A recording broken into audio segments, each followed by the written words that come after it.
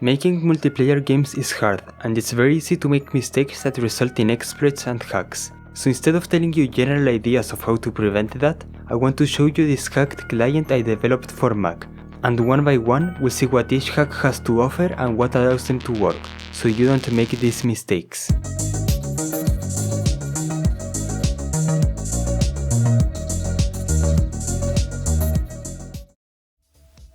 We've just spawned in a new world and I'm ready to show you the first hacks, speed and fly. So while normally you'd have to move slowly along the ground, using this hacked client I can fly and move at any speed I want, so now I have no issues getting around. So how does this work? Let's start by talking about how multiplayer games work. There's generally gonna be a server and multiple clients that connect to it. And to communicate, they use little messages, called packets, each one with some information. One of these packets is the position packet, that tells the server where the player is, but it doesn't do any verification of these packets, which means that a modded client could give out fake positions, and the server would accept them, which is why I can fly. Now that we can move around quickly, we need to get some resources. Normally it takes quite a while to break a tree, but we don't have to worry about that, because our next hack is Instant Break, which allows us to break any resource in just one hit. Continuing from the idea of modifying game packets, there's a special type of packet that's used to damage objects, and one of its fields is the amount of damage that's dealt. The server expects the client to be honest about it, but we can easily modify it to deal way more than that. We'll talk about how to fix this later. You can see that we still get hungry, but we can fix that by using our next hack, Infinite Hunger. The server is never aware of hunger levels. There's zero communication in this regard. The client is expected to use hunger normally, but you can easily modify it to ignore it. The same thing applies to stamina. Now it's time to get weapons and armor. We could get the resources and then put them on a furnace, or more easily, we can use the next hack, which allows us to get an entire set of tools and armor instantly. We can even get a different set of tools and armor if we want to. The server doesn't keep track of player inventories, so using hacks, you can give yourself any items and the server won't be able to tell that they were hacked in. What the server should be doing instead is keep track of what items all players have, and only accept new items if it knows where they came from, like a mob drop or a tree, etc. This would also help fix the instant break hack, because the server could know what item is in the player's hand and deal damage accordingly. Now, to get stronger, we can get items from these chests over here, but we're supposed to pay to open them. You probably already know what's going to happen. We can open them for free using this hacked client.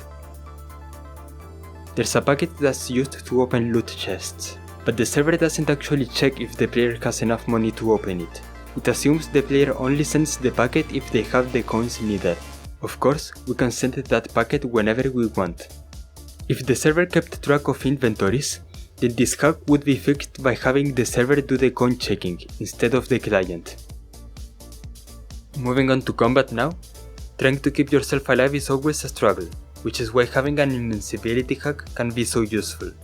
So even though I'm being attacked with one of the strongest weapons in the game, I won't be dying anytime soon. The server keeps track of health for all players, but it fails just at the final step. I'm expected to send a packet when I die, so then the server can tell that to the other players, but by not sending it, the server never realizes I'm dead.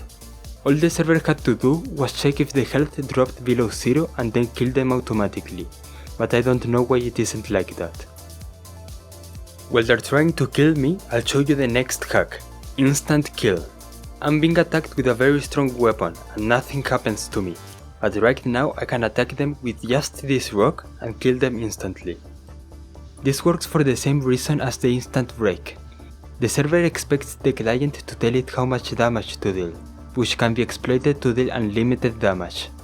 This works both for mobs and players. Again, the solution is for the server to decide the correct damage to deal, using the items that the player has. You're supposed to wait until you can revive someone, but you can bypass that delay by just clicking a button, and that will immediately bring back all players to life. I can even use this to revive myself. There's a bucket that's used to revive players, but the server doesn't check if we should be able to revive them. So by sending out that bucket whenever we want, we can revive players with no issues. Just like with the previous hacks, the server should take responsibility of checking if it's possible to revive that player at that time, instead of letting the player decide if it's possible or not, either by checking the amount of coins in the case of revived totems, or keeping track of when the player died and how much time has passed since. And that's all the main hacks I wanted to talk about in this video. To summarize the issues we found, the server should always be doing its own logic, instead of letting the players do it, because otherwise we get clients that break the rules and behave in unexpected ways, all because the server isn't double checking that their actions are valid. Most of the issues we found in Muck can be fixed quite simply if we just have this in mind, so hopefully now that you've learned about this, you won't make the same mistakes. If you liked this video, then consider subscribing, and that's it for today. Peace.